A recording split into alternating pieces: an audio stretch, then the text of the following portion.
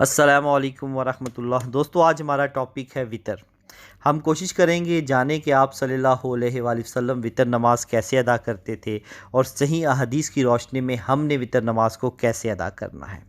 بخاری شریف کی جو حدیثیں ہمیں تواتر سے ملتی ہیں اس میں آپ صلی اللہ علیہ وسلم دو دو رکعت کر کے نماز پڑھتے اور آخر میں ایک رکعت پڑھ کے اس کو وطر کر دیتے، یعنی کہ طاق کر دیتے تھے۔ صحیح بخاری کی حدیثیں 990، 991، 993، 11447 اور اس طرح کی کئی حدیث میں اس کا ذکر ملتا ہے، جس میں 10 رکعتیں بھی پڑھتے تھے اور 12 رکعتوں کا بھی ذکر ہے۔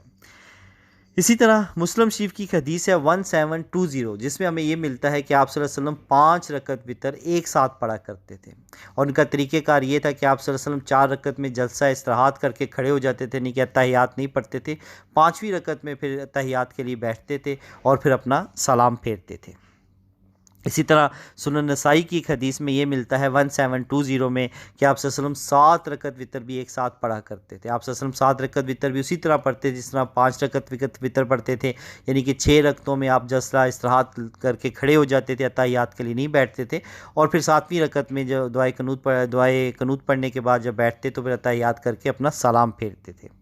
اسی طرح مسلم شریف کی حدیث ہے 1739، جس میں آپ صلی اللہ علیہ وسلم 9 رکعتیں ایک ساتھ پڑھنے کا ذکر ملتا ہے، اور اس میں یہ ذکر ملتا ہے کہ آپ صلی اللہ علیہ وسلم 8ویں رکعت میں بھی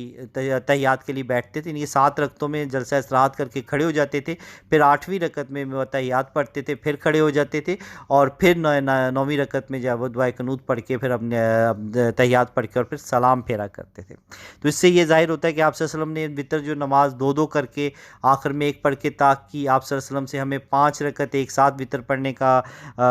علم ہوتا ہے۔ اس کے علاوہ آپ صلی اللہ علیہ وسلم کی 7 رکعت وطر آپ نے ایک ساتھ پڑھے، آپ صلی اللہ علیہ وسلم نے 9 رکعت وطر بھی ایک ساتھ پڑھے، لیکن 3 رکعت ایک ساتھ ایک سلام میں کہیں بھی آپ صلی اللہ علیہ وسلم سے ثابت نہیں ہے۔ ہاں، یہ ایک حدیث جو ہے وہ عمر فاروق رضی اللہ تعالیٰ عنہ کی نسبت سے ملتی ہے کہ عمر فاروق رضی اللہ تعالیٰ عنہ جس دن ابوبکر صدیق رضی اللہ تعالیٰ عنہ کو دفنا کے واپس آ رہے تھے تو تب آپ نے صحابہ اکرام کے ساتھ وطر نماز پڑھی، اس میں آپ نے 3 رکعت وطر پڑھا، لیکن طریقہ وہی تھا جو آپ صلی اللہ علیہ وسلم نے 5 رکعت کے لیے اختیار کیا تھا، یعنی کہ آپ نے دوسری رکعت میں تحیات کے لیے نہیں بیٹھے بلکہ جلسہ استراحت کر کے کھڑے ہو گئے، اور تیسری رکعت میں پھر آپ نے تحیات پڑھ کے اپنا سلام پھیرا ہے۔ اسی طرح ایک اور حدیث ہے، تھوڑا سا کیا کہتے ہیں کڑوا سچ ہے، لیکن عموماً کیونکہ ہمارے یہاں پہ جو ہمارے بھائی ہیں وہ 3 رکعت وطر کو بالکل نماز مغرب کی طرح ادا کرتے ہیں،